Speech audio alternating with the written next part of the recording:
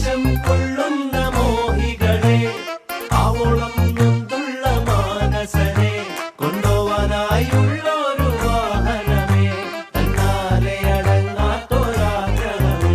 മേലെ മിന്നും താരം പൊന്നാണോന്ന് നേരിൽ ചെന്ന് നോക്കാനായി നിൽക്കാതുണ്ട് ഉള്ളിനുള്ളിൽ പരവേശം. കീഴെ നീങ്ങിപ്പോകും മണ്ണെന്നാലും വേരിൽ നിന്നു പോന്നെന്നാലും മണ്ടിപ്പോകാൻ ആശിക്കുന്നേ അതിവേഗം.